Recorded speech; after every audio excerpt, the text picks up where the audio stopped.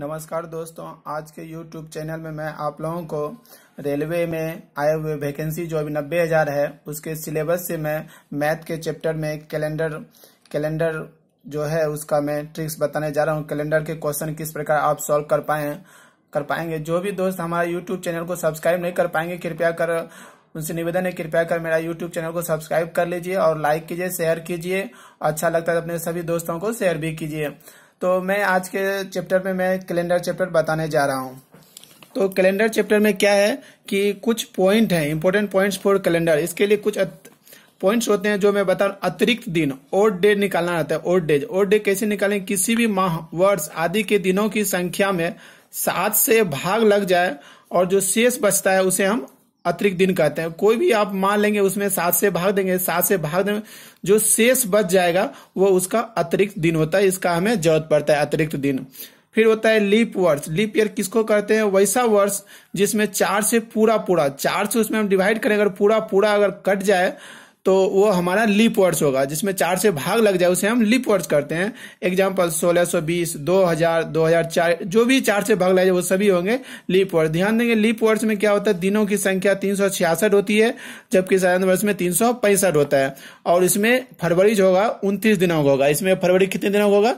29 दिनों का। लीप वर्ष में फरवरी 29 दिनों का एक दिन अधिक होता है। साधारण वर्ष वैसा वर्ष जिसमेमें 4 से पूरा भाग नहीं लगे उसे हम साधारण वर्ष कहते हैं। इसमें दिनों की संख्या 300, साधारण वर्ष में दिनों की संख्या 365 होती है। जैसे 2005, 2017, 1900 इत्यादि, ये सब साधारण वर्ष में फरवरी जो है 28 दिन का होगा। अब जनवरी हो गया, मार्च, मई, जुलाई, अगस्त, अक्टूबर एवं दिसंबर, इन सभी में दिनों की संख्या 31 होती है। ये जो महीने हैं जनवरी, मार्च, मई, जुलाई, अगस्त, अक्टूबर एवं दिसंबर में दिनों की संख्या 31 होती है, जबकि अप्रैल, जून, सितंबर, नवंबर में दिनों की संख्या 30 होती है। ये चारों में केवल 30 दिन होते हैं। अप्रैल, जून, सितंबर और नवंबर में दिनों की संख्या 30 होती है। और सामान्यतः फरवरी 28 दिनों का होता है। केवल जब लीप ईयर होगा तो उसमें फरवरी 29 दिनों का होगा। लीप ईयर में फरवरी 29 दिनों का होता है। अब अतिरिक्त दिनों की संख्या की गिनती कैसे, अतिरिक्त दिन कैसे निकालेंगे? एक साधारण वर्ष में 365 दिन, नॉर्मल जो ईयर उसमें 365 दिन होता है। 365 दिन बराबर 52 सप्ताह। 365 दिन बराबर 52 सप्ताह और प्लस एक दिन, जो एक दिन बच गया 52 सप्ताह के बाद, वो हो गया एक साधारण वर्ष में हमारा एक अतिरिक्त दिन। 7 से भाग दिए, 52 सप्ताह हो गया और एक दिन जो बच गया वो हमारा हो गया एक साल में एक अतिरिक्त दिन होता है। ठीक उसी प्रकार एक लीप वर्ष में, एक लीप ईयर में 366 दिन और 52 सप्ताह तो होगा ही, प्लस एक दिन बढ़ाती हूं, अतिरिक्त दिन हो गया 2 दिन। तो एक लीप वर्ष में आपको 2 अतिरिक्त दिन होते हैं। एक लीप वर्ष में 2 अतिरिक्त दिन होते हैं। उसी प्रकार 100 वर्ष रहेगा तो 100 वर्ष में आपको 76 साधारण वर्ष हो जाएंगे और 24 लीप ईयर्स हो जाएंगे। 4 से भाग लगने वाले टोटल 24 वर्ष होंगे और जिसमें 4 से भाग नहीं लगेंगे वो 76 वर्ष। 76 साधारण वर्ष में एक वर्ष में एक अतिरिक्त दिन, साधारण वर्ष में एक अतिरिक्त दिन, तो 76 में 76 अतिरिक्त दिन। फिर एक लीप ईयर्स में 2 अतिरिक्त दिन, तो 24 में 24 दुना 48, 48 अतिरिक्त दिन। तो टोटल अतिरिक्त दिन हो गया 76 प्लस 124 दिन। 124 में आप 7 से भाग देंगे तो 17 सप्ताह और 5 दिन हो जाएगा। तो इस प्रकार इसमें 100 वर्ष में अतिरिक्त दिन हो जाएंगे 5। 100 वर्ष में हमको याद रखना अतिरिक्त दिनों की संख्या 5। फिर उसी प्रकार 100 वर्ष में अतिरिक्त दिनों की संख्या 5। 200 वर्ष में 5 दुना 10, 10 बराबर एक सप्ताह 3 दिन, इसलिए इसमें हो जाएगा केवल 3 दिन। और 300 वर्ष में अतिरिक्त दिनों की संख्या 5 या 15 अर्थात 2 सप्ताह 1 दिन, तो इसमें हो जाएगा अतिरिक्त दिनों की संख्या 1। और 400 वर्ष में अतिरिक्त दिनों की संख्या हो जाएगा 5 चौके 20, 20 प्लस 1 21, दैट इज 0।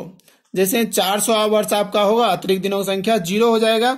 अब देखिए 800, 1200, 1600, 2000, ये सब जो वर्ष के अतिरिक्त दिनों की संख्या होगा ये सब 0 होगा। जो भी 4 से भाग लगने वाला उसमें अतिरिक्त दिनों की संख्या 0 हो जाएगा। अब दिन का अतिरिक्त दिन कैसे, मतलब अतिरिक्त दिन कैसे निकालेंगे? निकालने के बाद जो आ गया शेष वो कैसे जानेंगे कौन सा दिन होगा? तो अगर रविवार रहेगा, अगर 0 आ गया अतिरिक्त दिन तो रविवार हो जाएगा। अतिरिक्त दिनों की संख्या 1 आ गया तो सोमवार हो जाएगा। अतिरिक्त दिनों की संख्या अगर 2 आ गया तो मंगलवार, इसी तरह अगर 3 आ गया तो बुधवार हो जाएगा, 4 आ गया तो गुरुवार हो जाएगा, से शुक्रवार हो गया तो 5 हो गया तो शुक्रवार हो जाएगा, और 6 हो जाएगा तो शनिवार हो जाएगा। तो आपको इसमें याद रखना है कि 100 वर्ष में कितने अतिरिक्त दिन होते हैं, 200 में कितने 3 होते हैं, 300 में कितने 1 होते हैं, 400 में कितने 0 दिन होते हैं। इसी तरह और रविवार का कोड 0 होता है, सोमवार का कोड 1 होता है, मंगल का कोड 2 होता है, और बुधवार का कोड 3 होता है, और गुरुवार का कोड 4 होता है, और शुक्रवार का कोड 5 होता है, और शनिवार का कोड 6 होता है। ये आपको याद रखना। अब इसमें मैं एक एग्जाम्पल बता रहा हूँ। 15 अगस्त 1947 को भारत देश आजाद हुआ था, वह सप्ताह का कौन सा दिन था। तो इसमें हम क्या करेंगे, कितना लेंगे, हम लेंगे 15 अगस्त 1947, 15 अगस्त 1947 1947। तो इसमें हम क्या लेंगे, पहले 1946 लेंगे, 1946 प्लस लेंगे 1 जनवरी 1947 से 15 अगस्त 1947 तक। तो इसमें हम क्या देखते हैं, पहले लेंगे 1900 लेना है तो पहले लेंगे 1600 वर्ष। 1600 वर्ष में अतिरिक्त 1600 वर्ष में अतिरिक्त दिनों की संख्या 1600 वर्ष में अतिरिक्त दिनों की संख्या हो जाएगा 0। अतिरिक्त दिनों की संख्या हो जाएगा इसमें 0 हो जाएगा। और उसके बाद 300 वर्ष में फिर हो जाएगा इसी प्रकार, 300 वर्ष में हो जाएगा, 300 वर्ष में आपको 1 हो जाएगा, यहाँ पे दिया हुआ है 300 वर्ष में, 300 वर्ष में आपको दिनों संख्या 1, तो हम 300 वर्ष में ले लिए, 1 दिन हो गया अतिरिक्त। और उसके बाद हम क्या ले लेंगे 46, 1600 1900 हो गया, अब 46 लेंगे। तो 46 वर्ष में क्या हो जाएगा आपको 11 हो जाएगा लीप वर्ष, 11 हो जाएगा इसमें लीप वर्ष।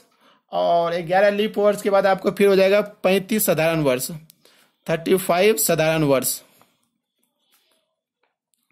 तो आप जानते हैं एक लीप वर्ष में 2 दिन, तो 11 में 11 दुना 22, फिर 35 में 1 दिन 35, 11 दुना 22 प्लस 35, 5 2 7 3 57 दिन। 57 दिन का मतलब है कि इसमें आप भाग देंगे तो 7 से 7 8 56, तो इसमें हो जाएगा 1 दिन अतिरिक्त हो जाएगा, 1 दिन हो गया अतिरिक्त। अब उसके बाद आप ले लीजिए किसमें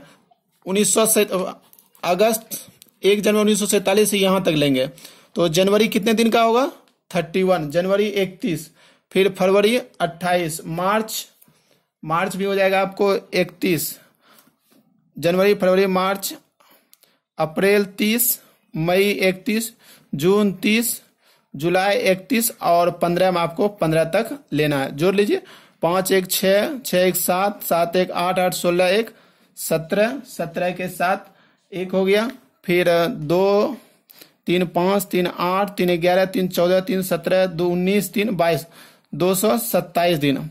अब इसमें आप 7 से भाग देंगे, 7 से भाग देने के बाद आपको आ जाएगा 3 दिन अतिरिक्त आ जाएगा, 3 दिन अतिरिक्त हो जाएंगे।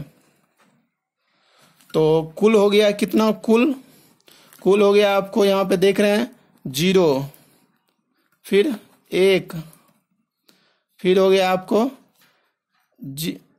1 हो गया, फिर आपको हो गया 3 हो गया, सबको जोड़ लीजिए 3 1 4 1 5 दिन हो गया। 5 का मतलब यहाँ पे दिया हुआ शुक्रवार, इसलिए जिस दिन आजाद हुआ जो मेरा कौन सा दिन था, शुक्रवार था। आज के चैनल में बस इतना ही, और दूसरे बार में मैथ चैप्टर से त्रिकोणमिति का ट्रिक बताऊंगा। जो दोस्त सब्सक्राइब नहीं कर पाएंगे कृपया कर मेरा चैनल को सब्सक्राइब कर लीजिए, जितना हो सके इसको शेयर कीजिए, लाइक कीजिए, अपने सभी दोस्तों को बताइए, और थैंक यू। ओके, जय हिंद।